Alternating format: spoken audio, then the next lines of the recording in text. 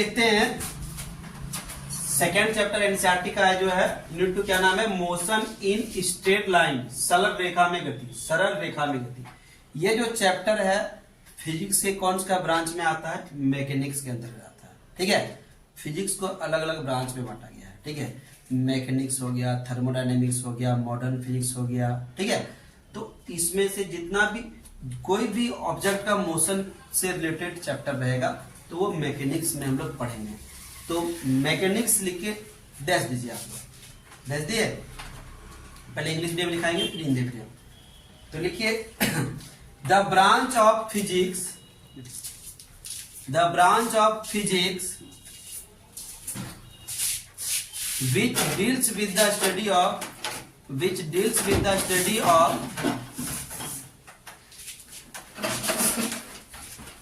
motion of material object is called mechanics। ठीक है, तुम लोग लिखो भौतिक विज्ञान की वह शाखा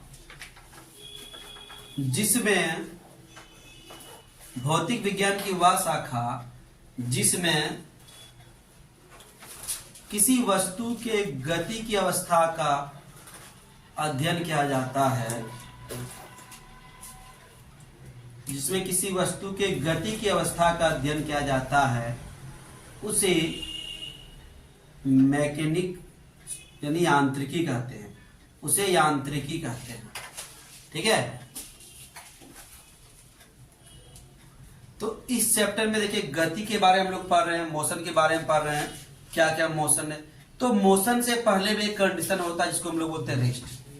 मोशन से पहले एक कंडीशन होता है जिसको बोलते हैं हम लोग रेस्ट। कोई बड़ी रेस्ट में है, उसके बाद उसमें बल लगाएंगे या कुछ करेंगे तो वो मोशन में आ जाएगा। ठीक है, तो इसके बाद हम लोग सेकेंड टॉपिक पढ़ेंगे रेस्ट के बारे में। तो रेस्ट किसको कहेंगे उसके बारे में जानेंगे। तो विराम या विराम अवस्था लेके रह दीजिए, रेस्ट। तो रेस्ट किसको कहेंगे, कौन सा बड़ी रेस्ट है, किसको हम लोग रेस्ट मानेंगे।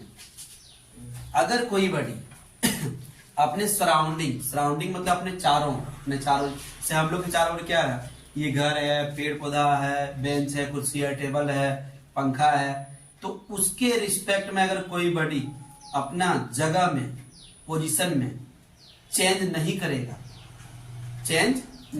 परिवर्तन नहीं करेगा, तो उसको हम लोग रेस्ट में मानेंगे।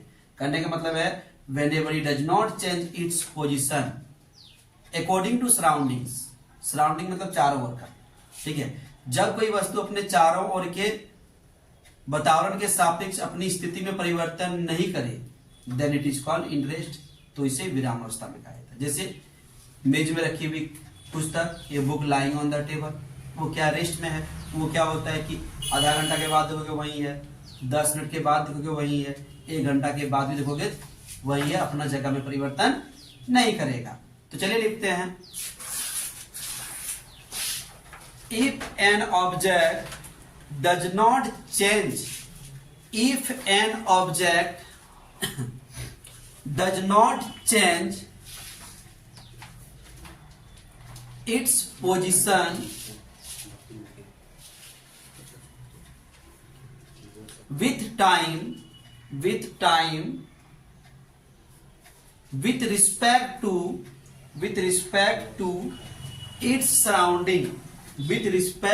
its surroundings, then it is called in rest. For example, a book lying on the table, ठीक है, हिंदी से लिख लीजिएगा। जब कोई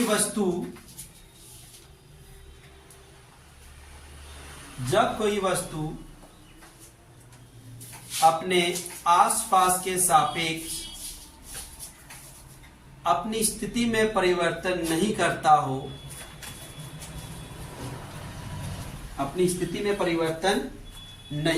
हो, तो उसे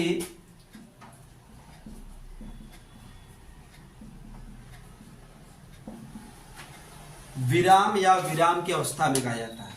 तो उसे विराम या विराम की अवस्था में कहा जाता है। ठीक है।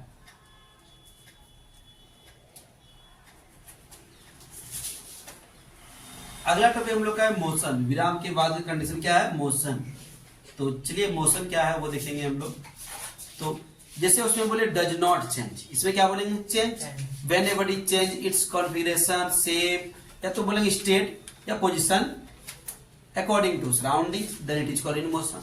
ठीक है। तो उसी में नॉट हटा के लिख सकते हैं। तो लिखिए when a body change its position with time, when a body change its position with time and surroundings, then it is called in motion, that is called in motion.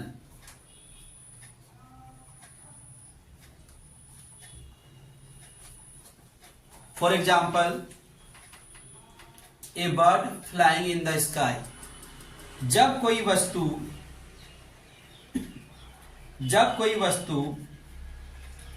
अपने आसपास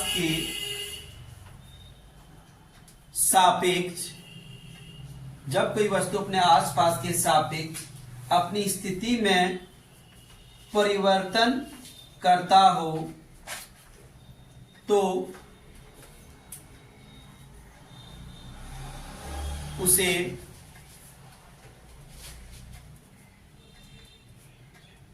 गति की अवस्था में कहा जाता है। तो उसे गति की अवस्था में कहा जाता है।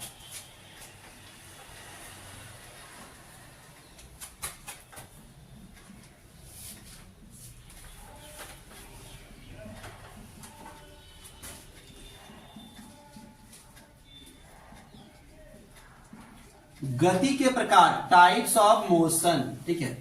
मोशन का बहुत सारा टाइप है, हम लोग उतना नहीं पढ़ेंगे अभी। आप लोग खाली मोशन का टाइप देख लेंगे, थोड़ा बड़ा जानकारी प्राप्त कर लेंगे, ज्यादा नहीं पढ़ेंगे। ठीक है। तो पहले है रेक्टिलिनियर मोशन। रेक्टिलिनियर मोशन, सरल रेखीय गति।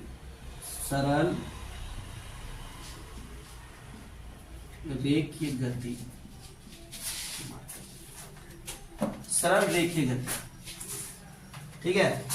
तो नंबर बाय नंबर हम समझा देंगे। ठीक है।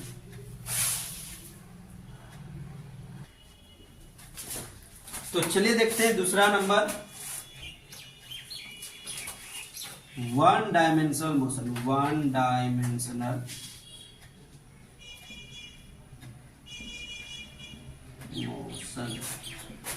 एक वी में गति। सारा समझा देंगे, लोग लिख लीजिए। ठीक है। Two dimensional motion,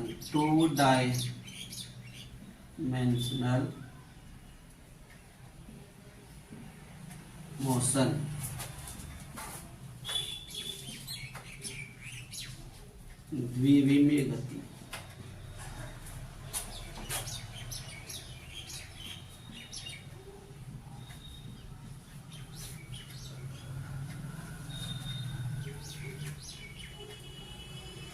three dimensional motion.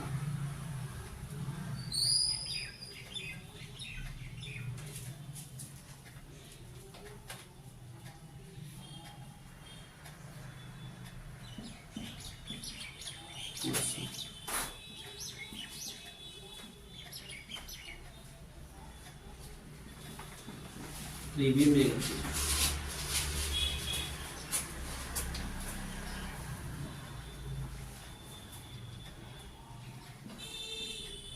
Circular motion.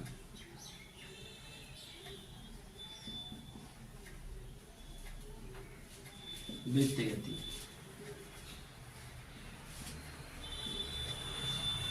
Oscillatory motion.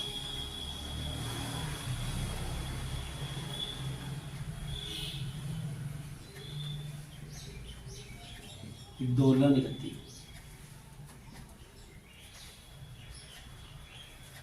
Vibratory motion,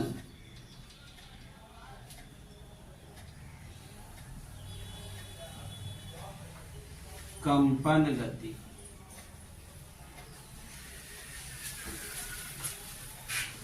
periodic motion,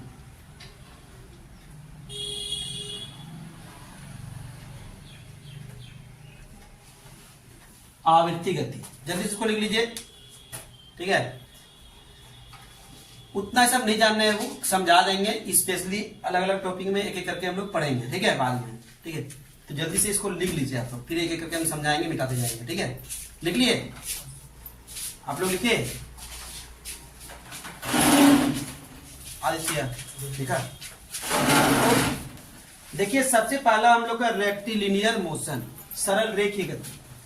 अगर कोई ऑब्जेक्ट एकदम सीधी रेखा में जाएगा, कैसे जाएगा, सीधी रेखा में, तो उसको बोलेंगे हम लोग रेक्टिलिनियर मोशन। जैसे कि जनरली ट्रेन का मोशन को रेक्टिलिनियर मोशन में माना जाता है, हालांकि वो पूरी तरह सीधा नहीं जाता है, कभी कभी थोड़ा उड़ता है, लेकिन फिर भी उसको रेक्टिलिनियर में माना जाता है। स्केल को ले लेंगे और इसके अलोंग में कोई लाइन खींचेंगे तो वो हो जाएगा रेक्टिलिनियर, ठीक है। तो रेक्टिलिनियर मोशन का ही एक टाइप है one dimension motion. One dimension मतलब एक ही दिशा में जाना, एक ही डायमेंशन में जाना। जनरली डायमेंशन कितना हो सकता है, 3 डायमेंशन हो सकता है, लेंथ, विड्थ, हाइट। अगर दोनों घटा देंगे तो क्या 1 डायमेंशन हो गया, और 2 चीज रख देंगे तो क्या हो जाएगा, एल और बी। एल और बी से क्या हो जाएगा, एरिया हो जाएगा, क्षेत्रफल हो जाएगा, ठीक है। अगर एक ही रहा लंबाई, इससे एक तार लेंगे, ये मान लो एक तार है, तो इसका सिर्फ हम लोग क्या मानेंगे, इसमें सिर्फ क्या मानेंगे, 1 डायमेंशन है, लंबाई है, इसका मोटाई भी है बट उसको नहीं माना जाता, नेग्लेक्टेड माना जाता है, तो ये 1 डायमेंशन है। लेकिन अगर ये मान लो ये एक, इसमें से लंबाई के साथ साथ चौड़ाई भी, ये हो जाएगा 2D, ठीक है। और 3D क्या हो जाएगा भी बताते हैं। तो 1 डायमेंशन में क्या होता है, इसमें भी लगभग एक ही दिशा में जाएगा, तो पहला टाइप का ही है। 2D में क्या होता है, जैसे रोड में कार चल रहा है, हम लोग जमीन में चल रहे हैं, हम लोग कभी सीधे गए, कभी इधर मुड़ गए, कभी उधर मुड़ गए, तो इस टाइप के मोशन को हम लोग बोलते हैं 2 डायमेंशनल मोशन। इसका एग्जांपल क्या होगा, जैसे कोई कार का गति, कोई बस का गति, कोई ट्रक का गति, किसी व्यक्ति की गति, ठीक है, ये हो जाएगा 2D गति या 2 डायमेंशनल मोशन, ठीक है। 3D क्या होता है, जैसे कोई पक्षी जा रहा है, गया ऐसे, इधर मुड़ गया, ऊपर उड़ गया, नीचे आ गया, तो लंबाई में भी गया, चौड़ाई में भी गया, ऊंचाई में भी गया, तो इसको हम लोग बोलेंगे 3D मोशन। 3D का और एग्जांपल क्या हो जाएगा, हवाई जहाज, एरोप्लेन, मछली पानी में जो तैरता है, इधर ऊपर नीचे सब तरह जाता है ना, तो ये सब हो जाएगा 3 डायमेंशनल मोशन, यानी त्रिविमीय गति, ठीक है। सर्कुलर मोशन, अगर कोई बड़ी वृत्ताकार पथ में गति करेगा, सर्कुलर पथ में जाएगा, जैसे हम लोग क्या बोल सकते हैं, तारामाछी, अर्थ सर्कुलर पथ में ही लगभग घूमता है, लेकिन एक्चुअली में सर्कुलर मतलब परफेक्टली सर्कुलर पथ नहीं होता है, उसका होता है इलिप्टिकल पथ होता है, ग्रेजुएशन में बताएंगे उसको, ठीक है। तो सर्कुलर पथ एकदम पूरा ऐसे वृत्ताकार रहेगा, ऐसे, ठीक है, ये हो जाएगा सर्कुलर पथ, इस टाइप का एकदम पूरा गोलाकार रहेगा, तो इसको बोलेंगे सर्कुलर। मौत का कुआं में बाइक कैसे घूमता है, सर्कुलर पथ में घूमता है ना, सिंपल में तारामाछी कैसे है, सर्कुलर है ना, ऐसे घूमता है ना। घड़ी का सुई भी वृत्ताकार पथ में घूमता है, पंखा, चक्का, बहुत सारा चीज है, ठीक है। ऑसिलेटरी मोशन, ऑसिलेटरी मतलब एक फिक्स पॉइंट रहेगा, उसी के आगे पीछे दोलन कर, ये से मेरा अंगुली है, इसी के आगे पीछे दोलन कर रहा है, इसको बोलेंगे ऑसिलेटरी मोशन। इसको बोलेंगे हिंदी में दोलन गति। जैसे कि पेंडुलम, घड़ी में पेंडुलम लगा रहता है ना, वो पेंडुलम क्या होता है, इस तरह से दोलन करते रहता है, ठीक है। झूला, झूला देखे ना, झूला आगे पीछे दोलन करता है, तो ये सब क्या हो जाएगा, दोलन गति का एग्जाम, ठीक है। ऑसिलेटरी मोशन समझ में आ गया, ऑसिलेटरी मोशन क्या है, सबके बारे में जान लीजिए, फिर बाद में हम लोग कभी जब जैसे हम लोग का आएगा टॉपिक में लिखते जाएंगे, ठीक है। इसमें हम लोग वाइब्रेटरी मोशन, वो ऑसिलेटरी मोशन में क्या होता है, ऐसे से दूर तक जाता है। वाइब्रेटरी मोशन भी उसी का एक छोटा भाई है। इसमें क्या होता है, अपने जगह ऐसे से थोड़ा अलग करता है। मोबाइल को छोटा मोबाइल में ज्यादा देखने मिलेगा, वाइब्रेशन में रख दो, फुल साउंड दे दो, नोकिया का मोबाइल या सैमसंग का छोटा वाला मोबाइल, ठीक है, फुल साउंड देके वाइब्रेशन में कर दो, ठीक है। वाइब्रेशन में करो लेकिन साउंड रहना चाहिए फुल, और कॉल लगाओ चाहे मैसेज करो, ऐसे करके वाइब्रेट करेगा, ठीक है। तो उसमें भी क्या होता है, एक फिक्स पॉइंट के आगे पीछे क्या करता है, ऑसिलेट करता है, दोलन करता है, वाइब्रेट करता है, ठीक है। पीरियोडिक मोशन, पीरियोडिक मतलब मोशन मतलब एक फिक्स टाइम के बाद अपना गति को दोहराएगा। जैसे घड़ी का सुई, एक बार घुमा फिर घूमेगा फिर घूमेगा। पृथ्वी सूर्य के चारों ओर कौन सा मोशन करता है? पीरियोडिक मोशन करता है। 365 दिन में एक बार घूम जाता है ना, तो वो पीरियोडिक मोशन है। ठीक है, पहिए की गति, एक बार घुमा, पंखा का जो ब्लेड है उसका गति, ये सब है पीरियोडिक मोशन का एग्जांपल। एक बार घुमा फिर एक बार घुमा फिर एक बार घुमा, ऐसे घूमते रहेगा, तो ये सब क्या हो गया? पीरियोडिक मोशन का एग्जांपल हो गया। तो ये सब समझ में आ गया। ठीक है, इस सब के बारे में हम लोग लिखेंगे बाद में। चलिए आगे हम लोग जानते हैं, इसको मिटा दें।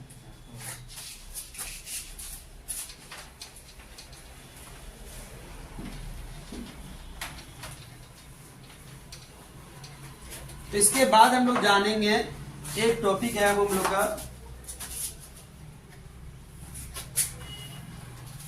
दूरी यानी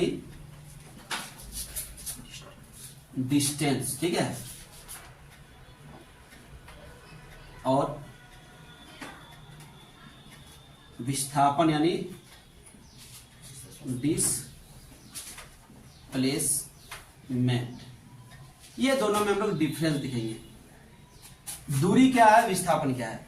तो पहले समझते हैं दूरी को बताते हैं। देखिए, ये अगर मान लो हम एक ट्रायंगल बना दिए, राइट एंगल ट्रायंगल, समकोण त्रिभुज बना दिए।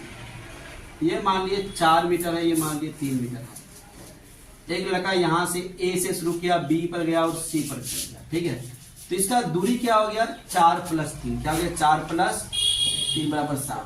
वही विस्थापन क्या हो गया? तो विस्थापन यार समकोण त्रिभुज है, इसलिए पाइथागोरस प्रमेय बनाते हैं। 4 का स्क्वायर प्लस 3 का स्क्वायर बराबर कितना हो गया जी? 16 + 9 बराबर कितना हो गया? 25 बराबर कितना हो गया? 5। तो विस्थापन हो गया 5 मीटर। देखिए, दूरी क्या है? जितना दूर तक गए उसका लंबाई को जोड़ दिए, जितना दूर तक गए उसका लेंथ को हम लोग ऐड करते हैं। और डिस्प्लेसमेंट विस्थापन क्या है? शॉर्टकट, पहले यहां था अभी यहां, इसका शॉर्टकट यही होगा ना कि और कोई शॉर्टकट है? तो शॉर्टेस्ट डिस्टेंस, न्यूनतम दूरी, इससे भी न्यूनतम हो सकता है क्या? नहीं हो सकता। तो याद रखिएगा, इसका डिफिनेशन क्या है? पथ की कुल लंबाई को दूरी कहते हैं। Total length of the path is called distance. ठीक है, और यहाँ पथ की न्यूनतम दूरी को, या तो शॉर्ट में न्यूनतम दूरी को, shortest distance is called displacement. पथ की न्यूनतम दूरी क्या कहते हैं? विस्थापन कहते हैं। समझ में आ गया पहला पॉइंट। दूसरा पॉइंट, दूरी क्या होता है? अदिश राशि होता है, स्केलर क्वांटिटी होता है। और विस्थापन क्या होता है? सदिश। विस्थापन में दूरी में कभी इधर गया कभी इधर गया। जैसे कि एक लाइन हम ऐसे की थी, ये क्या हो गया? दूरी हो गया। विस्थापन से क्या हो गया? यहां से एकदम फाइनल पॉइंट तक मिला, ये हो गया विस्थापन। तो विस्थापन में डायरेक्शन फिक्स है, डिस्प्लेसमेंट में दिशा फिक्स है, लेकिन दूरी में दिशा फिक्स नहीं है, दिशा है ही नहीं। ठीक है, इसलिए ये अदिश है, ये क्या है? सदिश है। ये स्केलर है, ये क्या है? वेक्टर है। अक्सर दूरी क्या होता है? विस्थापन से बड़ा होता है, सदैव नहीं, हमेशा नहीं। जैसे कि एक लाइन, एक लड़का ए से बी गया, इसका दूरी भी वही होगा, विस्थापन भी क्या होगा? समान होगा। होगा कि नहीं? 10 मीटर डिस्प्लेसमेंट। ठीक है, तो यहाँ 10 मीटर गया तो दूरी भी 10 मीटर, विस्थापन भी 10 मीटर। लेकिन याद रखिए, दूरी कभी भी विस्थापन से छोटा नहीं हो सकता है, और विस्थापन कभी भी दूरी से बड़ा नहीं हो सकता। ये तीसरा पॉइंट है। चौथा पॉइंट में, ये कभी नेगेटिव नहीं हो सकता है, दूरी कभी नेगेटिव नहीं हो सकता, ऋणात्मक नहीं हो सकता, लेकिन विस्थापन नेगेटिव हो सकता है। ये 4 पॉइंट हम लोग लिखेंगे। तो चलिए लिखते हैं। पहले दूरी में लिखिए डिफिनेशन, 2 कॉलम बना लीजिए जैसे हम बनाए हैं। बनाइए, जल्दी से बनाइए 2 कॉलम।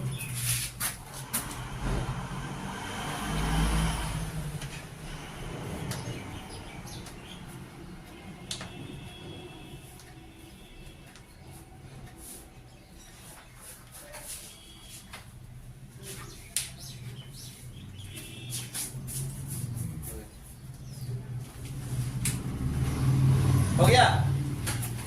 चलिए लिखिए दूरी में, total length of the path is called distance. पथ की कुल लंबाई को दूरी कहते हैं। Total length of the path is called distance. पथ की कुल लंबाई को दूरी कहते हैं। Total length of the path is called distance. पथ की कुल लंबाई को दूरी कहते हैं। हो गया? विस्थापन में लिखिए shortest distance between 2 point is called displacement. दो बिंदुओं के बीच की न्यूनतम दूरी को विस्थापन कहते हैं। Shortest distance between 2 point is called displacement. दो बिंदुओं के बीच की न्यूनतम दूरी को विस्थापन कहते हैं। हो गया?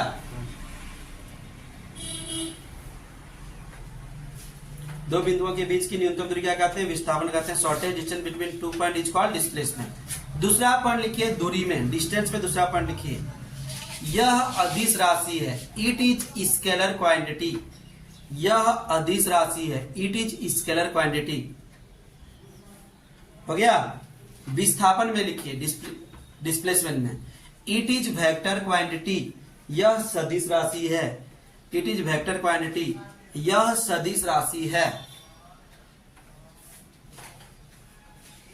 ठीक है? तीसरा पॉइंट लिखिए, distance can not be smaller than displacement. Distance can not be smaller than displacement. दूरी कभी विस्थापन से छोटा नहीं हो सकता है। दूरी कभी विस्थापन से छोटा नहीं हो सकता है। हो गया? विस्थापन में displacement can not be greater than distance. विस्थापन कभी दूरी से बड़ा नहीं हो सकता है। विस्थापन कभी दूरी से बड़ा नहीं हो सकता है। Displacement can not be greater than distance. हो गया? छोटा क्या किसी का? लिखिए, चलिए दूरी में लिखिएगा, दूरी कभी ऋणात्मक नहीं होता है। Distance can not be negative. दूरी कभी ऋणात्मक नहीं होता है। Distance can not be negative. Distance can not be negative. लिखिए, उधर लिखिएगा, विस्थापन ऋणात्मक हो सकता है। Displacement can be negative. Displacement can be negative. Displacement can be negative. हो गया? तो इसको मिटा दें। दूरी विस्थापन समझ में आ गया। 4 पॉइंट हम लिखाए हैं। कितना पॉइंट लिखाए हैं? 4 पॉइंट। ठीक है? तो जैसे दूरी और विस्थापन में अंतर आप लोग लिखे ना, ऐसे ही अंतर सेम ऐसे ही डिफरेंस लिखाएगा चाल और वेग में। किसमें लिखाएगा? चाल और वेग में। कैसे लिखाएगा देखिए, आप लोग को पहले समझाते हैं फिर लिखाएंगे। तो देखिए, एक तरफ लिखेंगे हम लोग चाल, इसको बोलते हैं हम लोग स्पीड। एक तरफ लिखेंगे वेग, जिसको हम लोग बोलेंगे वेलोसिटी। वेलोसिटी। ठीक है? चाल लोगों क्या है? दूरी से मिलके बनता है चाल, और विस्थापन से मिलके बनता है क्या? वेग। तो बोलेंगे दूरी में परिवर्तन की दर को चाल कहते हैं। सुनिएगा पहले, the rate of change in distance is called speed. The rate of change in distance is called speed, और the rate of change in displacement is called velocity. मतलब वेलोसिटी किससे मिलकर बना है? डिस्प्लेसमेंट से। दूरी किससे, चाल किससे मिलकर बना है? दूरी से। जैसे कि दूरी नेगेटिव हुआ था, नहीं, वैसे चाल नेगेटिव होगा? नहीं, ये नेगेटिव हो सकता है। ये स्केलर था दूरी, तो ये भी स्केलर होगा। सेम वैसे ही चीज लिखेंगे। तो चलिए एक एक पॉइंट करके लिखते हैं। तो पहला पॉइंट लिखिए, दूरी में परिवर्तन की दर को चाल कहते हैं। दूरी में परिवर्तन की दर को चाल कहते हैं। The rate of change in distance is called speed. The rate of change in distance is called speed. और लिख लीजिएगा दूरी equal to distance by time. दूरी में परिवर्तन की दर को चाल कहते हैं। दूरी में परिवर्तन की दर को चाल कहते हैं।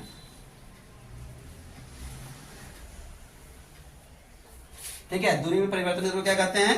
चाल कहते हैं। ऐसे लिख लीजिएगा आपको थोड़ा सा, speed equal to distance by time. दूरी बराबर, चाल बराबर दूरी बटे समय। चाल बराबर क्या लिखिएगा? दूरी बटे समय। v equal to ds by dt। ठीक है? नहीं, इसी उसी में लिख लीजिए ना, अलग। हाँ, चाल में लिख लीजिए। पहले अभी चाल का लिखा रहे हैं, यहां तक लिखिए चाल का। आप लिखिए यहां तक। अब विस्थापन का लिखिए, सॉरी वेग का लिखिए। विस्थापन नहीं, वेग का है। विस्थापन में परिवर्तन की दर को वेग कहते हैं। The rate of change in displacement is called velocity. इधर विस्थापन में परिवर्तन की दर को वेग कहते हैं। The rate of change in displacement is called velocity. Sir चाल का होगा डिस्टेंस बाय टाइम।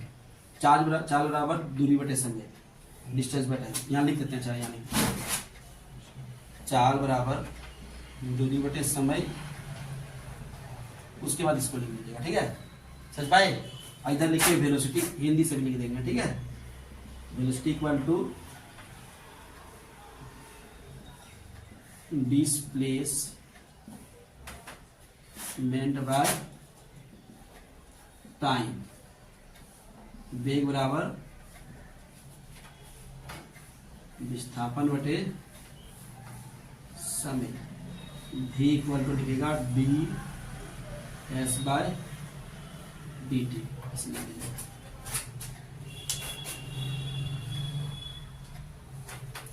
लिखिए, इसको मिटाएं, इक्वेशन सब लिखे। तो इसका एसआई यूनिट हो जाएगा मीटर पर सेकेंड, इसका भी एसआई यूनिट हो जाएगा मीटर पर सेकेंड। देखिए, आप लोग से क्वेश्चन एक पूछे थे हम कि किन दो राशियों का मात्रक समान है। तो चाल और वेग आप लोग एग्जाम को दे सकते थे, क्या दे सकते थे? देखिए, मीटर पर सेकेंड सेम है। इसका अगर सीजीएस यूनिट लिखेंगे, सीजीएस मात्रक, सीजीएस यूनिट, तो फिर भी जगह मीटर क्या जाएगा? सेंटीमीटर, इसका सेकेंड। यहाँ भी क्या जाएगा? सीजीएस यूनिट मतलब मात्रक, ठीक है। क्या जाएगा? Centimetre second. यहाँ लिखा है वीमा, वीमा मतलब डायमेंशन, जैसे क्या जाएगा? LT - 1। यहाँ भी क्या जाएगा? वो बोलिए, वीमा LT - 1। देखिए, दोनों का सेम है, मात्रक विमा सेम है, तो ये सब एग्जाम्पल दे सकते थे इसका। तो जल्दी से इसको लिखिए। दूसरा नंबर, हाँ, दूसरा पॉइंट बना लीजिए, तीसरा पॉइंट बना लीजिए, कोई दिक्कत नहीं, ठीक है। अपने हिसाब से पॉइंट बनाइए ना।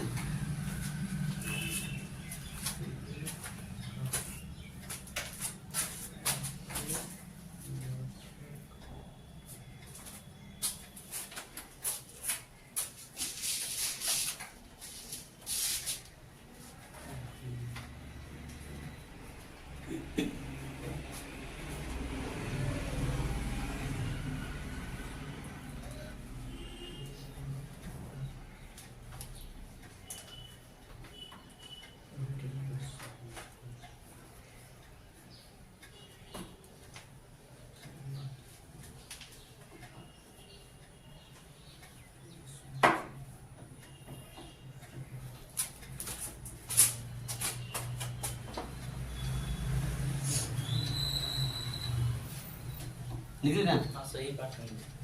सेम चीज, सेम सेम सेम, उधर इधर जो लिखे ना, सेम असाइनमेंट वगैरह, ठीक है। सेम लिखिएगा, असाइनमेंट वगैरह जो है ना इधर सेम है, ठीक है। तो हम लोग और इसका पॉइंट बचा है, ठीक है। अगला पॉइंट में लिखिएगा, यह अदिश राशि है, इट इज स्केलर क्वांटिटी। यह सदिश राशि है, इट इज वेक्टर क्वांटिटी। इधर स्केलर बाबू और इधर वेक्टर।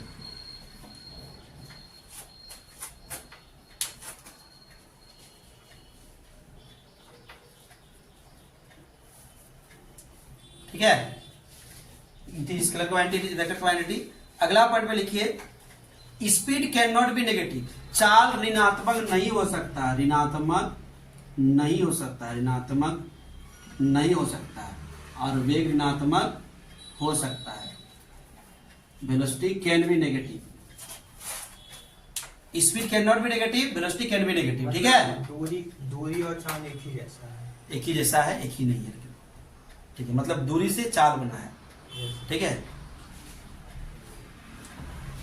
हो गया। तो ये 4-5 पॉइंट हो गया अब। और एक पॉइंट सुन लीजिए, लिखिए नहीं, स्पीड कभी भी वेलोसिटी से छोटा नहीं सकता है, और वेलोसिटी कभी भी स्पीड से बड़ा नहीं हो सकता है। तो ऐसा पॉइंट लिख दिए। अब एक एक करके हम लोग स्पीड पढ़ेंगे, स्पीड का टाइप पढ़ेंगे, बहुत सारा पढ़ेंगे। चलिए इसको मिटाते हैं, मिटा दें। सिर्फ एक पॉइंट बचा है, दूरी कभी, स्पीड कभी, जरूरी नहीं है उतना उतना पढ़ लिखे ना, काफी नहीं, खाली सुन लीजिए। चाल कभी भी वेग से छोटा नहीं हो सकता है, और वेग कभी भी चाल से बड़ा नहीं हो सकता है। लिखना कितना लिखिएगा, बस 1-2 पॉइंट काफी लिखिए ना, बस हो गया।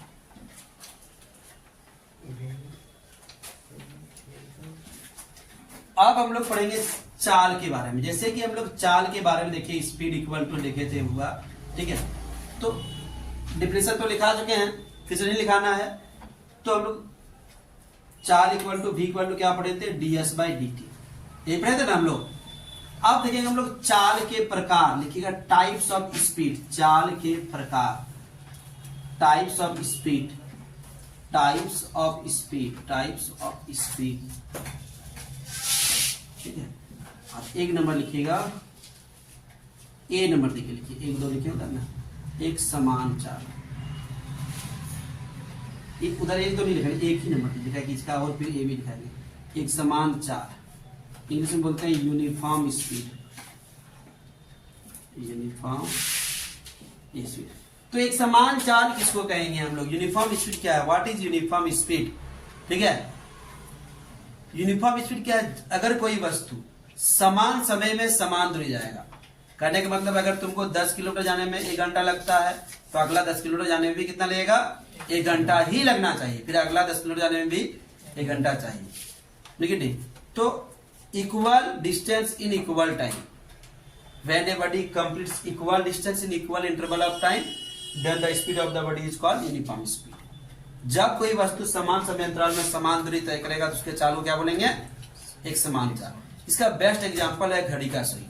घड़ी का सुई 1 से 2 तक जितना टाइम आता है लगने में, 1 से 2 तक जाने में जितना टाइम लगता है, 2 से 3 तक जाने में उतना टाइम लगेगा, 3 से 4 तक जाने में उतना टाइम लगेगा। ऐसा नहीं कि कभी कभी स्लो चल जाएगा, कभी कभी स्पीड चल जाएगा। आदमी क्या करता है, हम लोग चलते हैं तो क्या होता है, जब हम लोग थके हुए नहीं रहते तो स्पीड चलते हैं, थक जाते हैं स्लो हो जाते हैं। घड़ी वैसा करता है क्या, नहीं करता है। तो इसका बेस्ट एग्जांपल वही हो जाएगा, ठीक है। चलिए डिफिनेशन लोग लिखते हैं, when a body completes equal distance, when a body completes equal distance in equal interval of time, in equal interval of time, जब कोई वस्तु समान समय अंतराल में जब कोई वस्तु समान समय अंतराल में समान दूरी तय करे, when a body completes equal distance in equal interval of time, then the speed is called, then the speed of the body कर दीजिए, then the speed of the body is called uniform speed. बोल रहे फिर से, जब कोई वस्तु समान समय अंतराल में समान दूरी तय करे, समान दूरी तय करे, तो उसकी चाल को एक समान चाल कहते हैं। तो उसकी चाल को क्या कहते हैं, एक समान चाल कहते हैं, ठीक है। इसका एग्जांपल है जैसे घड़ी के सुई की गति, जैसे घड़ी के सुई की गति। For example motion of clock hand, for example motion of clock hand, for example motion of clock hand, जैसे घड़ी के सुई की गति, ठीक है। तो ये क्या होता है, एक समान चाल होता है। जैसे जो एक बार जाने में टाइम लगेगा उतना ही अगला टाइम लगेगा, ठीक है। तो पहला टाइप समझ में आ गया हम लोग को। दूसरा नंबर लिखिएगा,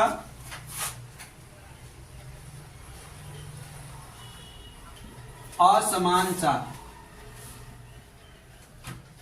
नॉन यूनिफॉर्म स्पीड, असमान चाल। दूसरा नंबर नॉन यूनिफॉर्म स्पीड, असमान चाल।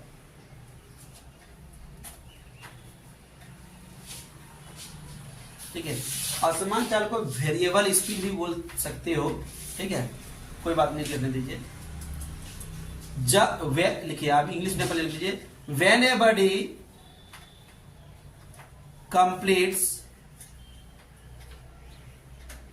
different amount of distance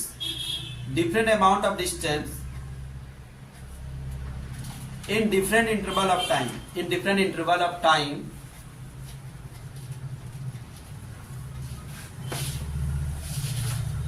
then the speed of the body is called non-uniform speed. Then the speed of the body is called non-uniform speed. जब कोई वस्तु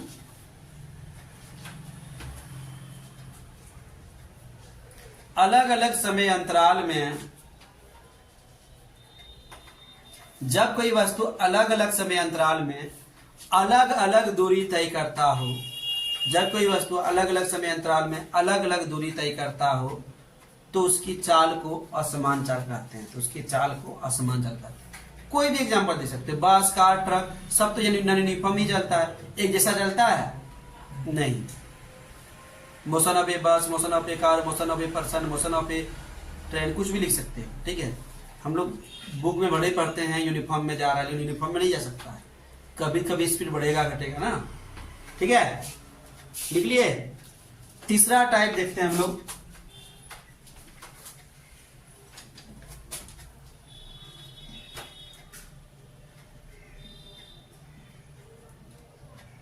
औसत चाल, एवरेज स्पीड। ये हम लोग को बहुत जरूरी भी है।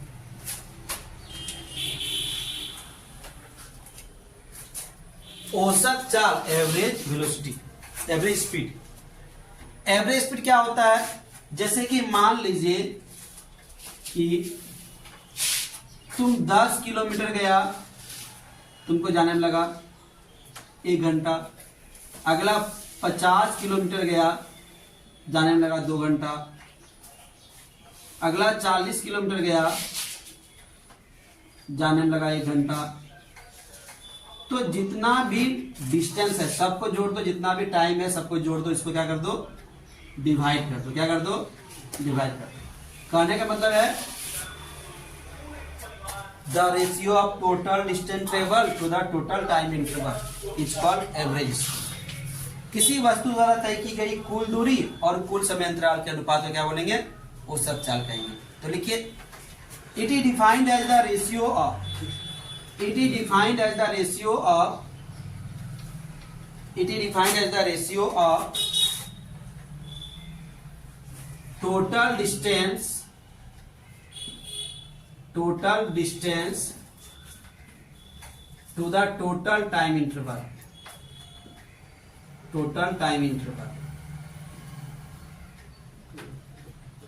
ठीक है, टोटल टाइम इंटरवल। ठीक है, आप लोग लिखिएगा, उसके बाद एक लाइन लिख लीजिएगा, टाइम इंटरवल लिखे, it is denoted bye V A V. A V means average और वी मतलब स्पीड। ए वी मतलब एवरेज, वी मतलब स्पीड। ठीक है, किसी वस्तु द्वारा तय की गई कुल दूरी, किसी वस्तु द्वारा तय की गई कुल दूरी तथा कुल समय अंतराल के अनुपात को, कुल दूरी तथा कुल समय अंतराल के अनुपात को क्या बोलेंगे,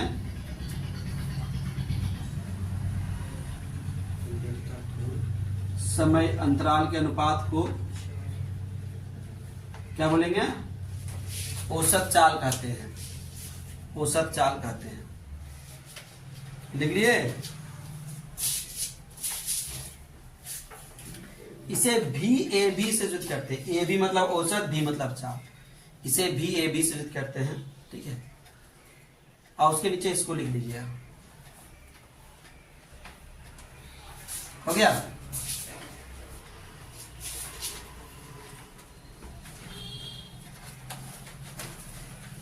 मिटा दें।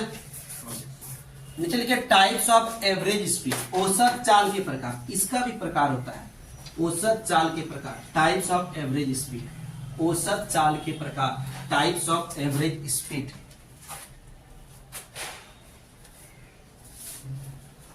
अब ए नंबर दीजिए, ए नंबर दिए। देखिए पहले समझिए क्या होता है। अगर ये मान लो 2 शहर है, ए से बी, ठीक है, आधा डिस्टेंस तुम गया v1 स्पीड से, आधा डिस्टेंस तुम गया v2 स्पीड से। ठीक है, आधा दूरी तुम गया v1 चाल से, आधा दूरी गया v2 चाल से। या और तुम गया v1 से, आया v2 से। बात तो वही हुआ ना, जितना गया उतना ही आया ना। ये वाला कंडीशन अप्लाई करो या ये कंडीशन, आधा दूरी v1 से, आधा दूरी v2 से। क्या तो जाओ v1 से, आओ क्या है v2 स्पीड से। इस कंडीशन में तुम्हारा एवरेज स्पीड क्या होता है, उसके लिए फॉर्मूला होता है VAB equal to 2 into V1 into V2 by V1 plus V2। ये फॉर्मूला होता है। ठीक है, तो पहले लैंग्वेज में लिखाएंगे, फिर लिखिएगा इसको। लिखिए, when a body completes half of the distance, when a body completes half of the distance, when a body completes half of the distance with speed v1 and rest half distance with speed v2 then average speed।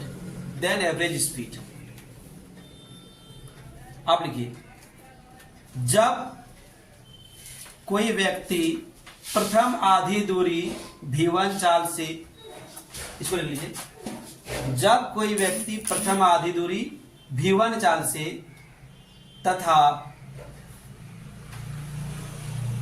शेष आधी दूरी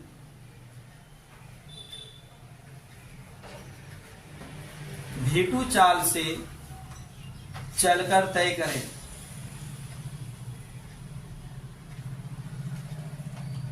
तो औसत चाल।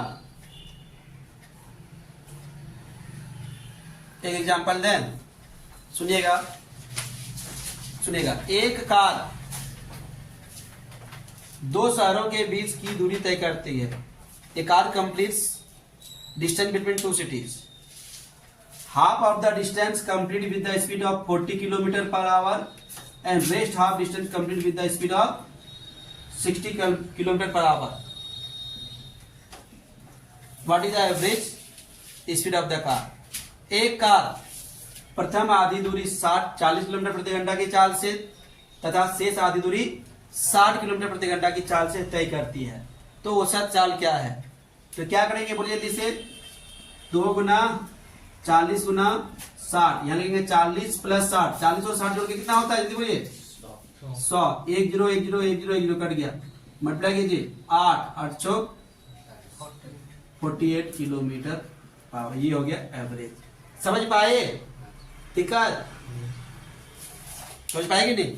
इस तरह का numerical दे सकते हैं, तो कभी देगा तो बना सकते हैं। ठीक है, ये एग्जांपल के लिए है, लिखना जरूरी नहीं है। समझ में आ गया ना? हाँ, इसको लिखिए, इसको नहीं लिखे, इसको लिखिएगा। ठीक है, दूसरा पॉइंट आप लोग लिखिएगा, लिख लीजिए तो समझा देंगे फिर। When a body completes first 1/3 distance, when anybody completes first 1/3 distance with a speed of v1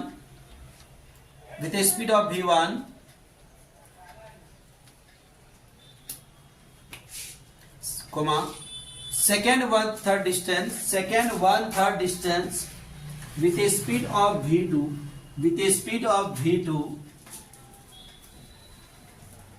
and rest 1/3 distance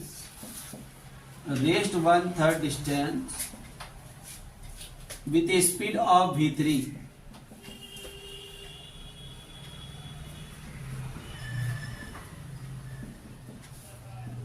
then average speed। इसको लिखिए, जब कोई व्यक्ति प्रथम 1/3 दूरी v1 चाल से वस्तु व्यक्ति चलेगा, कोई दिक्कत नहीं। प्रथम 1/3 दूरी v1 चाल से लिखे, कोमा अगली 1/3 दूरी v2 चाल से अगली 1/3 दूरी v2 चाल से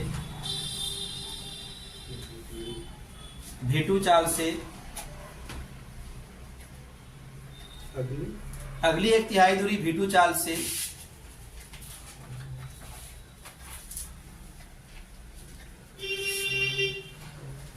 तथा शेष 1/3 दूरी v3 चाल से चलकर तय करती है।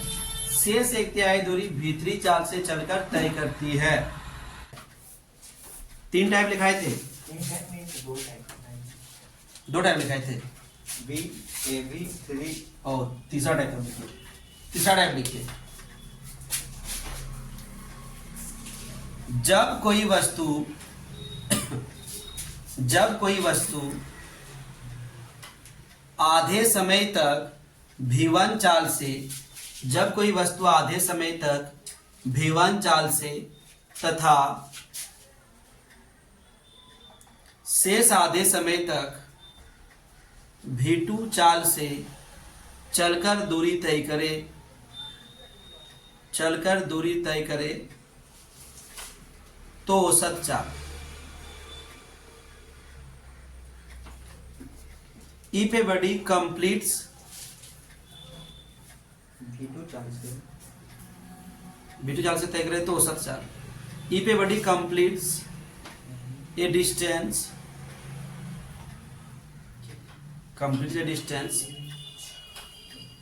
with half of the time with velocity v1 and rest half time with the velocity v2,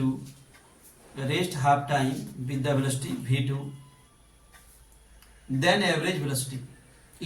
average speed। Velocity जहाँ लगे स्पीड कर दीजिएगा, जहाँ वेलोसिटी लिखा वहाँ स्पीड कर दीजिएगा। देन एवरेज स्पीड, ठीक है। तो फॉर्मूला लिख लीजिए, फिर समझाते हैं। हाँ, देन एवरेज स्पीड, जहाँ भी वेलोसिटी लिखा वहाँ स्पीड कर दीजिएगा। Average speed v equal to v1 plus v2/2। देखिए ये क्या है, समझाते हैं। पहले इसको लिखिए, फिर समझाते हैं जल्दी से।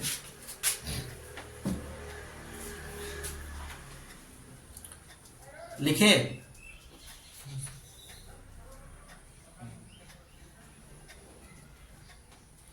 देखिए इसका मतलब क्या होता है। जैसे कि मान लीजिए कि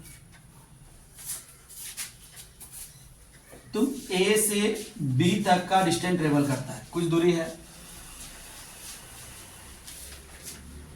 तुमको यहां से आते जाने में लगता है 8 घंटा। कितना लगता है? 8 घंटा। तुम 4 घंटा तक गया 70 के स्पीड से, अगला 4 घंटा तुम गया मान लो 80 के स्पीड से। तुम्हारा एवरेज स्पीड क्या है? 70 प्लस कितना हुआ? 150/70। समझ पाए? दोनों को जोड़ के कुछ डिवाइड कर दीजिए, कोई दिक्कत नहीं। तुम इसको लिख लीजिए, लिख लिए। चौथा number, if a body moving with velocity v1 oh, speed v1, if a body is moving with speed v1 for time t1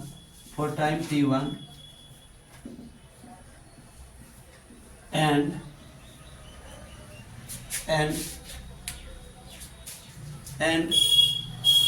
velocity v2 and speed v2 for time t2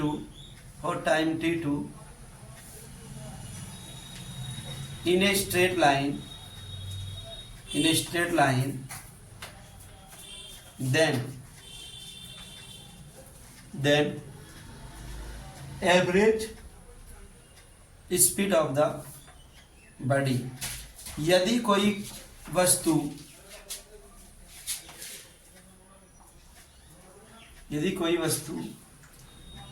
v1 चाल से t1 समय तक तथा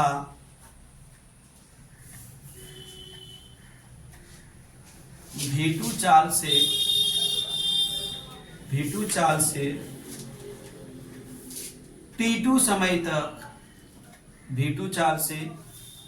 समय तक चलकर दूरी तय करे तो औसत चाल।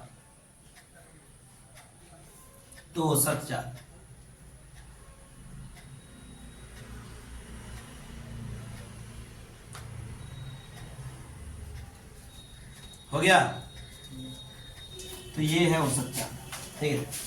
इसका मतलब क्या हुआ? जैसे कि तुम 40 के स्पीड जा रहे हो, 1-2 घंटा तक गया 40 के स्पीड से, फिर 80 का स्पीड से मान लो 3 घंटा तक गया। तुम्हारा एवरेज स्पीड क्या है? तो 40 × 2 80 × 3 और यहाँ 2+3। चलो भी बना लीजिए, कितना हो गया उसको लिख दीजिए 80 +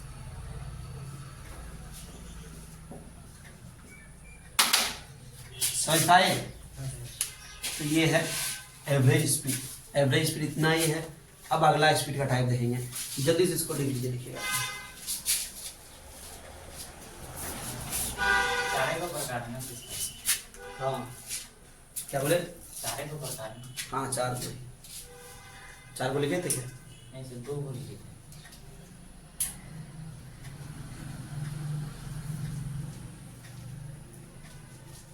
लिख लिए?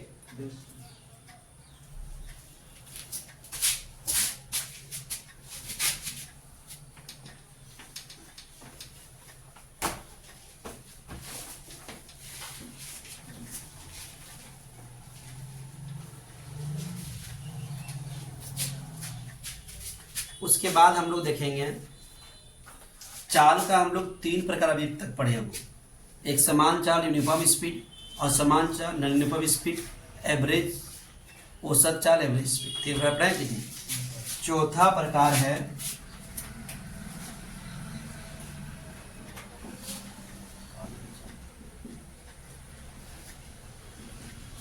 तात्कालिक चाल।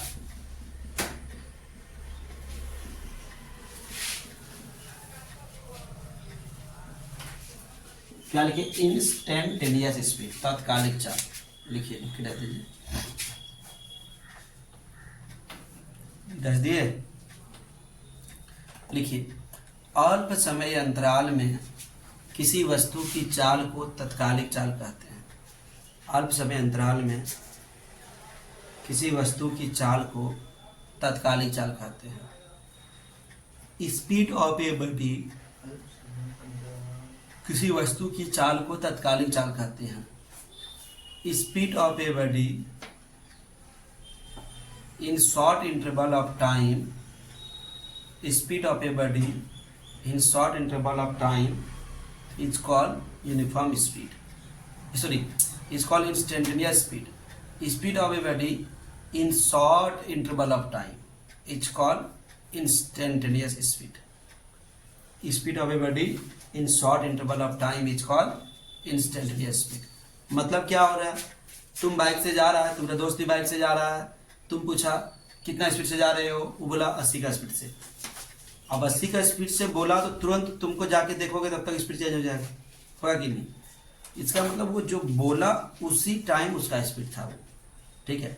तो बहुत ही कम समय में 1 सेकेंड के लिए या आधा सेकेंड के लिए जो स्पीड रहता है उसको हम लोग बोलेंगे इंस्टेंटेनियस, ठीक है। तो नीचे लिखिए, तात्कालिक चाल को स्पीडोमीटर से मापा जाता है। It is measured by speedometer, ठीक है। बाइक का अगला पहिया में देखना 2 गोता जाता है, एक ब्रेक के लिए, दूसरा स्पीड के लिए, ठीक है। तो वही है स्पीडोमीटर, हम लोग को स्पीड बताता है कितना स्पीड से जा रहा है, ठीक है। एक और टाइप है चाल का 5 नंबर में,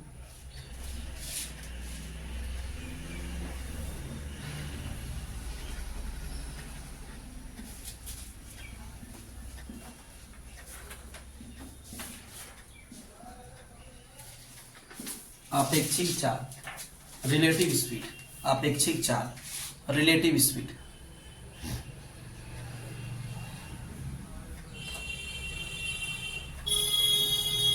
लिखिए, एक वस्तु के सापेक्ष, एक वस्तु के सापेक्ष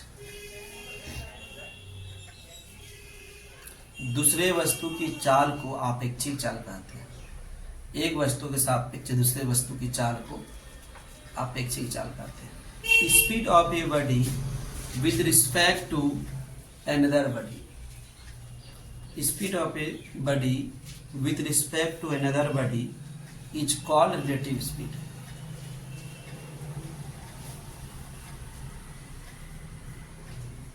हो गया? जैसे कार के सापेक्ष ट्रेन की चाल, for example speed of a car with respect to speed of train. Car के सापेक्ष ट्रेन की चाल, speed of a car with respect to speed of a train. ठीक है, जैसे कि मान लीजिए कार का स्पीड आपका है कितना, 60 किलोमीटर पर आवर। ट्रेन का स्पीड कितना है,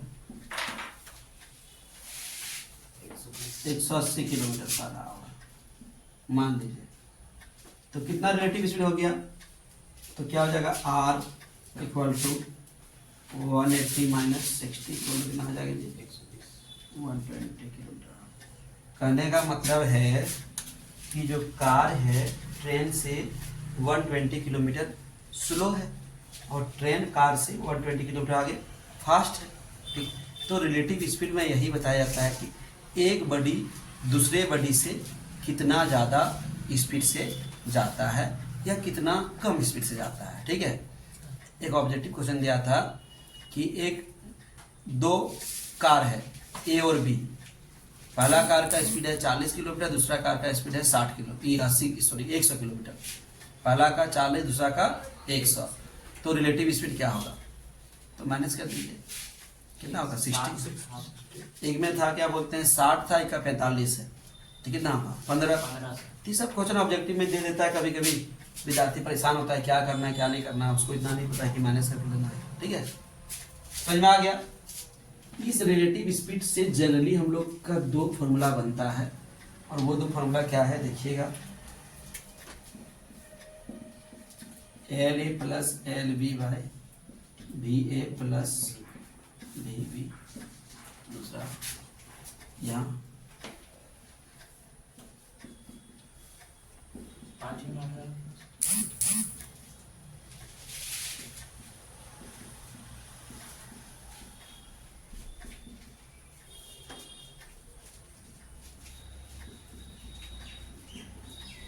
देखिए इसमें कैसे क्वेश्चन पूछेगा,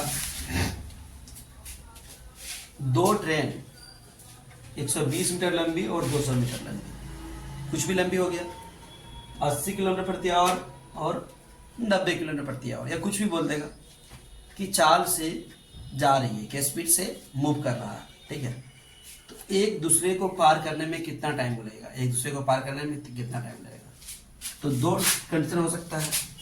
ये तो ये जा रहा 80 का स्पीड 120 का, सेम डायरेक्शन में हो सकता है और अपोजिट डायरेक्शन में हो रहा है। ठीक है, तो ये है अपोजिट,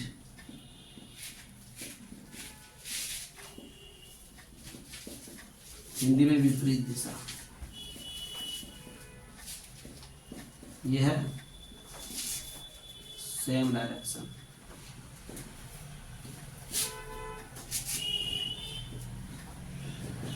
समान दिशा, समझ पाएगी नहीं, अगर सेम डायरेक्शन में रहेगा तो माइनस होगा। क्यों, अब मान लो देखो ये जा रहा है 80 का स्पीड से और ये जा रहा है 100 का स्पीड से, तो ये 80 से भागा, ये 100 से पीछा कर रहा है, तो ये 80 भागा, ये भी 80 भागा, वो तो कैंसिल हो गया। ये एक्स्ट्रा कितना भागा 20, इसलिए हम लोग माइनस करते हैं। लेकिन इधर आ रहा, ये भी आ रहा, ये भी आ रहा, जल्दी पार करेगा। लेकिन ये तो जब अपोजिट डायरेक्शन में रहेगा तो प्लस करेंगे और सेम रहेगा तो माइनस। रुको रुको रुको, ठीक है, ये देखिए मीटर में ट्रेन का लेंथ किलोमीटर में रहता है, बोलेगा 1 किलोमीटर लंबा ट्रेन है, ऐसा होता है नहीं, 200 मीटर लंबा ट्रेन है, 300-500 किलोमीटर लंबा ट्रेन है, लेकिन उसका स्पीड हमेशा किलोमीटर पर आवर देता है। किसमें देता है, ये सब रहेगा मीटर, ठीक है, लेकिन ये सब रहेगा किलोमीटर पर आवर। तो इसको किलोमीटर को मीटर में बदलना है और आवर को सेकेंड में, मतलब किलोमीटर पर आवर को बदलना है मीटर पर सेकेंड में। कैसे बदले, किलोमीटर को बदलने के लिए 1000 मीटर को सेकेंड में, घंटा को सेकेंड में 60 कटा दीजिए, 1 2 1 2 3 5, ऊपर में कितना हुआ 5 और नीचे कितना हुआ 6 18 नहीं हुआ, तो यही आ गया 5 18। बुझे, तो बार बार इतना तुम नहीं कर पाओगे, 60 100 में नहीं कर पाओगे, तो डायरेक्ट देना है 5 18। ठीक है, तो एक चीज और याद रखिएगा कि किलोमीटर पर आवर, किलोमीटर बड़ा होता है, मीटर छोटा होता है, इसलिए हम लोग देखिए 18 और 5 में कौन बड़ा है, 18 बड़ा है, तो बड़ा से छोटा मारे इसलिए छोटा को ऊपर रखें, बड़ा से छोटा मारे तो छोटा को ऊपर रखें। यही मीटर पर सेकेंड को किलोमीटर में बदलना है तो 18/5 हो जाएगा। क्या हो जाएगा 18/5। 5 से करना है, समझ पाए? Yes sir. तो यही चीज हम बोल रहे हैं। तो क्योंकि समझ में आया? हाँ समझ में। ठीक है। अब देखिए इसी क्वेश्चन को कभी कभी आप लोग इसको लिखे कि नहीं? नहीं, लिख लीजिए, जल्दी से लिखिए इसको, फिर इसी क्वेश्चन से रिलेटेड और क्वेश्चन सब बताएंगे, जल्दी से लिखिए।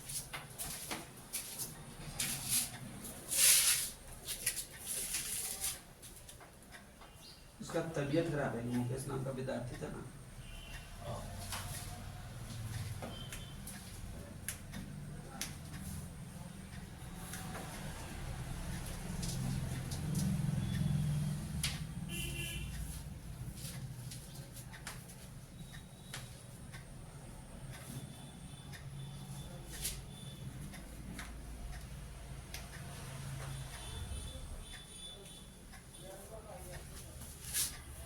लिखे? अभी देखिए,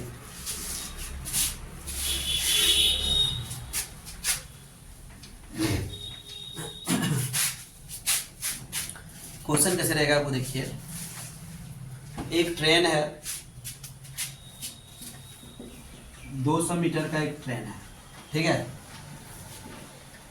80 किलोमीटर पर आवर के स्पीड से जा रहा है, ठीक है। 1 किलोमीटर लंबी ब्रिज को कितना समय में पार करेगा? तो देना चाहिए 4 चीज दिया है, यहाँ 3 चीज, ठीक है। तो चलिए एल ए का value L A, L B का वैल्यू किलोमीटर मतलब 1000 मीटर, ठीक है। वी ए कितना 80 किलोमीटर, वी बी ढूंढ रहे हैं। वो ब्रिज कभी चलता है, पुल कभी चलता है, तो उस कंडीशन में वी बी अपने से लेना पड़ेगा। कितना लोगे? 0। समझ पाए? पुल चलता है जी, नहीं सर। तो उस कंडीशन में वी बी नहीं दिया रहेगा, क्या लीजिएगा? 0। समझ में आ गया? यही क्वेश्चन, 200 मीटर लंबी ट्रेन 80 के स्पीड जा रहा है, 1 किलोमीटर लंबी प्लेटफॉर्म, क्या बोलेंगे इसको? प्लेटफॉर्म, रेलवे प्लेटफॉर्म देखे हो ना, हाँ को कितना टाइम में पार करेगा? प्लेटफॉर्म चलता है? नहीं। नहीं। समझ में आ गया? ठीक है। यही क्वेश्चन सुनिएगा, 200 मीटर लंबी ट्रेन 80 के स्पीड जा रहा है, एक पोल है, पोल, बिजली पोल, इलेक्ट्रिक पोल, इलेक्ट्रिक पोल, बिजली का खंभा, ये देखिए बिजली का खंभा, ये देखिए ट्रेन जाके पार कर रहा है, कितना टाइम में पार करेगा? तो ट्रेन बिजली का खंभा को ऐसे पार करेगा कि ऐसे पार करेगा? ऐसे पार करेगा ना। तो देखो ट्रेन कितना लंबा है, बहुत लंबा है, और ये पोल का लंबाई मतलब ये वाला लंबाई मानेगा, लंबाई मतलब ये वाला, तो इसको पार करके ये वाला कितना होगा? 10 सेंटीमीटर, 20 सेंटीमीटर, बहुत कम। तो उस कंडीशन में एल बी भी क्या लेंगे हम लोग? 0 लेंगे, और वी बी बराबर क्या लेंगे? 0। एल बी और वी बी दोनों क्या लेंगे हम लोग? 0 लेंगे, ठीक है, दोनों 0 लेंगे। समझ पाए? ये चीज को ध्यान में रखिएगा, ठीक है। तो पोल रहेगा तो क्या लेंगे? दोनों को 0 लेंगे, पोल लेंगे तो रहेगा दोनों को 0 लेंगे। समझ पाए कि नहीं? कोई दिक्कत? तो हम लोग देखिए, नदी रहेगा, पुल रहेगा, या तो प्लेटफॉर्म रहेगा तो वीबी को 0 लेंगे, लेकिन पोल रहेगा तो दोनों को 0 लेंगे। अब देखिए कोई आदमी, प्लेटफॉर्म में एक आदमी खड़ा है, ठीक है, तो आदमी कैसा है? रेस्ट में है कि गति में कर रहा है, ठीक है। तो जैसे कि बोलेगा आदमी खड़ा है रेस्ट में, तो वो पोल जैसा हो गया आदमी भी, लेकिन आदमी जा रहा है, आदमी क्या बोलते हैं देखिए, आदमी 6 के स्पीड से जा रहा है, मान लीजिए आदमी का स्पीड कितना है? 6 किलोमीटर पर आवर, ठीक है। तो उस कंडीशन में एल बी 0 लेते हैं, लेकिन स्पीड क्या लेंगे? 6 किलोमीटर। और आदमी जब रहेगा, स्पीड रहेगा आदमी का, तो यहाँ पे ध्यान दीजिएगा कि डायरेक्शन सेम है कि अपोजिट है, दिशा सेम है कि अलग अलग है। अगर सेम दिशा में जा रहा है तो माइनस हो जाएगा, अपोजिट जा रहा है तो क्या हो जाएगा? प्लस जा रहा है, तो इसमें एल ए रहेगा, ये क्या हो जाएगा? 0, ये दोनों ये छोड़ा। समझ पाए? तो ये सब कंडीशन का आप लोग ध्यान रखिएगा, समझ पाए कि नहीं? तब ये बनेगा, ठीक है। तो इसका न्यूमेरिकल मेरे पास लिखा हुआ है, हम आज भेज देंगे तुम लोग को स्पेशली। कितना विद्यार्थी है? 4 विद्यार्थी है ना? हाँ, लेकिन ये पूरा आपका भेजा होगा, लिखा हुआ है, आप लोग होगा तो एक बार देख के बना लीजिएगा, ठीक है। उसमें हिंट्स भी दे दिए हैं, मिटा दें इसको। Yes sir. बहुत सारा न्यूमेरिकल है, ये 100 न्यूमेरिकल के आसपास है, ठीक है। लिख के रखें डायरी में, ठीक है, तो वो आप लोग को दे देंगे। ये समझ में आ गया आपके कि चार्ज इस तरह से हम लोग का समाप्त होता है, स्पीड हम लोग का इस तरह से क्या होता है, समाप्त होता है। अब हम लोग देखेंगे वेलोसिटी, वेग।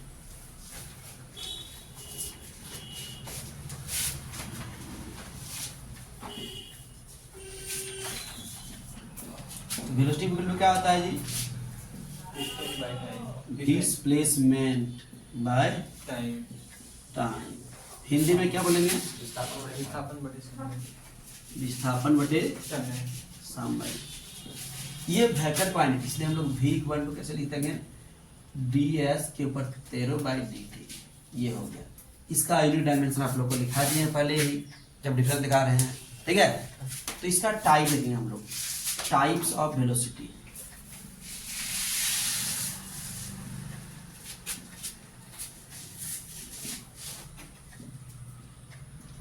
वेग के प्रकार, एक नंबर लिखिए,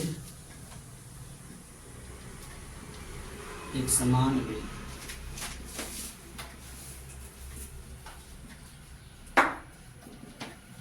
यूनिफॉर्म वेलोसिटी। लिखना तो वैसे ही है वो जैसे हम लोग चाल लिखते थे, ठीक है। खाली चाल में हम लोग दूरी लिखते थे, यहाँ वेग में हम लोग क्या लेंगे, विस्थापन। चाल में स्पीड में हम लोग डिस्टेंस लिखते थे, वेलोसिटी में हम लोग क्या लेंगे, डिस्प्लेसमेंट। जहाँ डिस्टेंस था वहाँ डिस्प्लेसमेंट। तो लिखिए, when a body completes equal amount of displacement, when a body completes equal amount of displacement,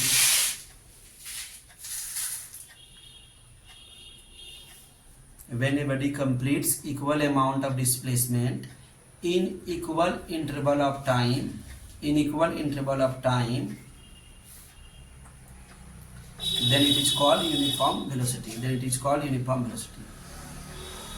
Hindi से लिखिए, जब कोई वस्तु समान समय अंतराल में, जब कोई वस्तु समान समय अंतराल में समान विस्थापन तय करे, जब कोई वस्तु समान समय अंतराल में समान विस्थापन तय करे तो उसके वेग को एक समान वेग कहते हैं, तो उसके वेग को एक समान वेग कहते हैं, ठीक है। लिखिए, चलिए ज्यादा, तो उसके वेग को एक समान वेग कहते हैं। जब कोई वस्तु समान समय अंतराल में समान विस्थापन तय करे, एक समान विस्थापन, एक समान विस्थापन या समान विस्थापन तय करे तो उसे एक समान वेग कहते हैं, ठीक है। 2 नंबर लिखिए, वो नॉन यूनिफॉर्म, हिंदी में क्या बोलेंगे, 2 नंबर, असमान चाल।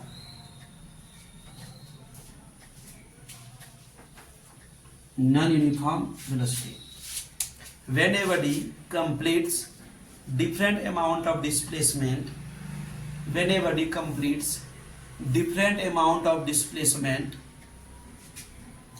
in different interval of time, in different interval of time, then velocity is called, then velocity is called non uniform velocity. जब कोई वस्तु अलग अलग समय अंतराल में अलग अलग विस्थापन तय करे, जब कोई वस्तु अलग अलग समय अंतराल में अलग अलग विस्थापन तय करे तो उसकी चाल को, तो उसकी वेग को, तो उसकी वेग को असमान वेग कहते हैं। जब कोई वस्तु अलग अलग समय अंतराल में अलग अलग विस्थापन तय करे तो उसके वेग को असमान वेग कहते हैं, ठीक है। बहुत जैसे स्पीड बताएं वैसे ही होगा, इसलिए इसमें एक्सप्लेनेशन नहीं कर रहे हैं, ठीक है। क्या इतना एक्सप्लेनेशन करेंगे, सब तो सेम चीज है, इसलिए कोई बात। 3रा नंबर लिखिए, औसत वेग, average velocity.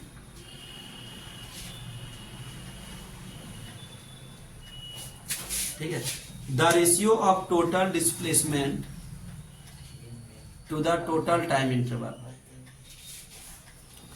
The ratio of total displacement to the total time interval,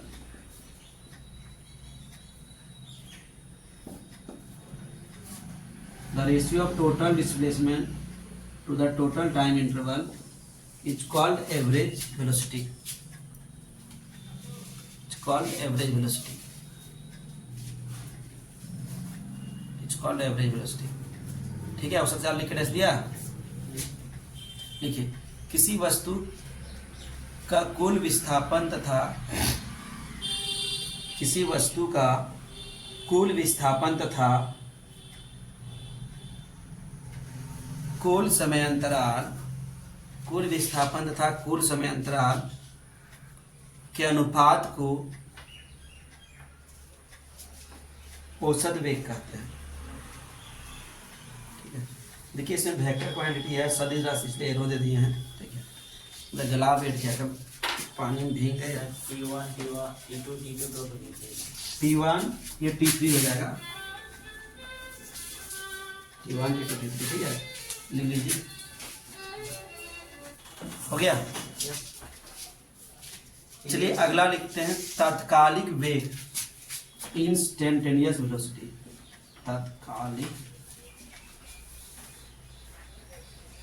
वेग, इंस्टेंटेनियस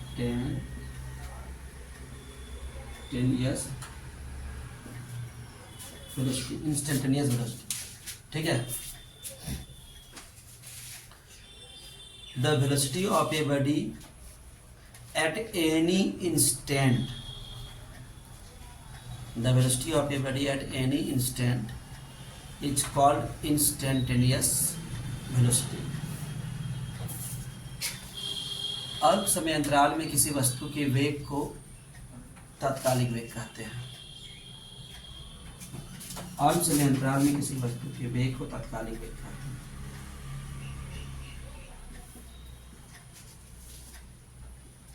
वस्तु के वेग को तात्कालिक वेग कहते हैं। आपेक्षिक वेग, रिलेटिव वेलोसिटी।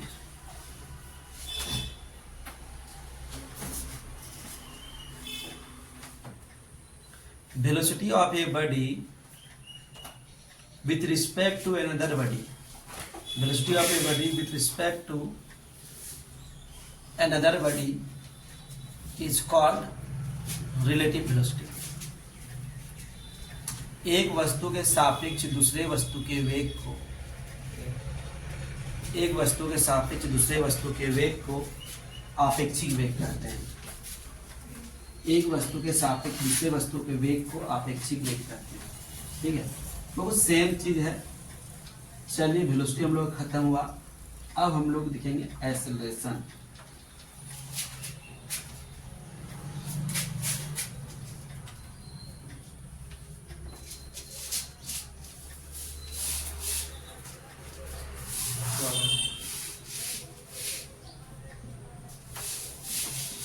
त्वरण लिखिए, वेग में परिवर्तन की दर को त्वरण कहते हैं। The rate of change in velocity is called acceleration. The rate of change in velocity is called acceleration. The rate of change in velocity is called acceleration. वेग में परिवर्तन की दर को त्वरण कहते हैं। The rate of change in velocity is called acceleration. ठीक है, वेग में परिवर्तन की दर को क्या कहते हैं? त्वरण कहते हैं। ठीक है, यह सदिश राशि है, इट इज वेक्टर क्वांटिटी। यह सदिश राशि है, it is vector quantity and it is denoted by A, छोटी ए। यह सदिश राशि है, it is vector quantity.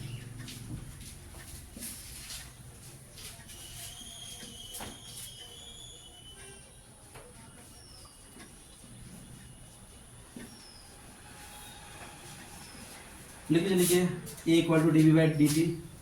SI unit metre per second, CGS unit centimetre per second square, और वी माइनी डायमेंशन इंग्लिश में बोलेंगे, क्या जाएगा LT-2, ये सब लिख लीजिएगा। ठीक है,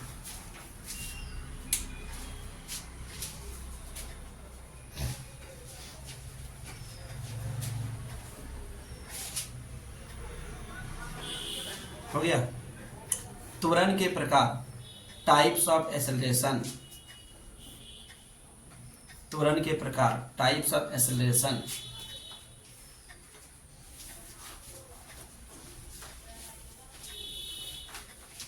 एक नंबर लिखे यूनिफॉर्म एक्सेलरेशन, एक समान त्वरण।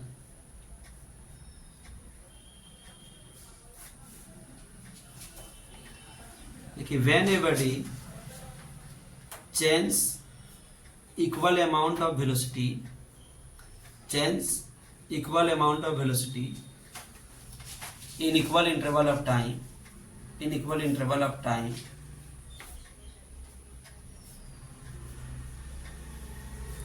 change equal amount of velocity in equal interval of time, then it is called uniform velocity, sorry acceleration, uniform acceleration। जब कोई वस्तु समान समय में समान रूप से वेग में परिवर्तन करे, समान समय अंतराल में, जब कोई वस्तु समान समय में या समान समय अंतराल में लिखे समान रूप से वेग में परिवर्तन करे तो उसे एक समान त्वरण कहते हैं। ये समान जब कोई वस्तु समान समय अंतराल में समान रूप से त्वरण में परिवर्तन करे तो उसे एक समान त्वरण कहते हैं। Non uniform acceleration. आज डिफिनेशन समाप्त कर देंगे, कल से डेरिवेशन स्टार्ट होगा प्रूफ। नॉन यूनिफॉर्म एक्सेलरेशन, असमान त्वरण लिखिए। When a body change different amount of velocity, when a body change different amount of velocity in different interval of time,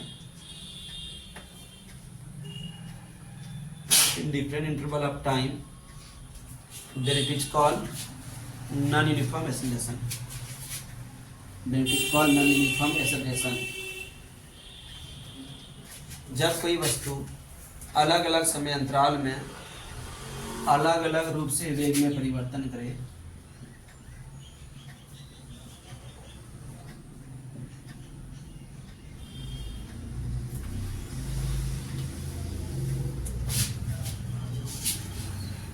तो उसे वेग में परिवर्तन करे तो उसे असमान त्वरण कहते हैं। Average acceleration, the ratio of total change in velocity, the ratio of total change in velocity, तो हम क्या करें? the ratio of total change in velocity to the total interval of time, to the total interval of time is called average acceleration। AAB, औसत त्वरण लिखे, P1 plus P2 plus औसत त्वरण का डेफिनेशन लिखे, औसत त्वरण कहीं नीचे है। ये औसत त्वरण का है, लिखिए। किसी वस्तु के वेग में कुल परिवर्तन तथा किसी वस्तु के वेग में कुल परिवर्तन तथा किसी वस्तु के वेग में कुल परिवर्तन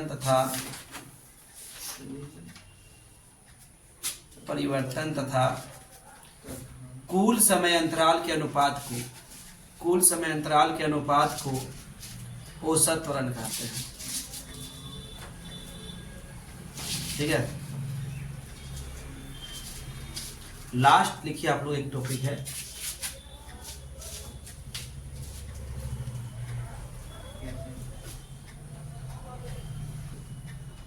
रिटार्डेशन, इसको कहते हैं मंदन। इसको तुम लिखो जल्दी से।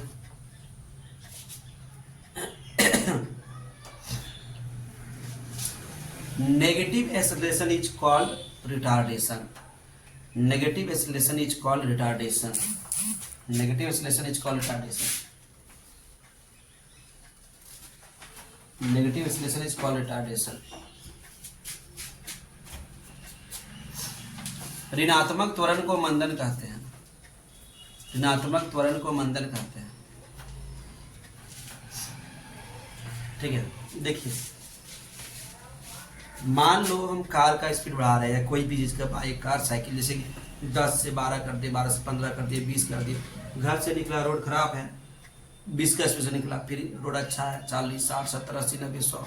ठीक है, तो स्पीड को बढ़ाना, वेलोसिटी को बढ़ाना कहते हैं त्वरण, एक्सेलरेशन। ठीक है, अभी तुमको रोकना है भाई, तो ब्रेक दबाएगा तो स्पीड तुम्हारा घटेगा, तो वेलोसिटी घटेगा, तो वेलोसिटी का घटना कहलाता है रिटार्डेशन। समझे कि नहीं?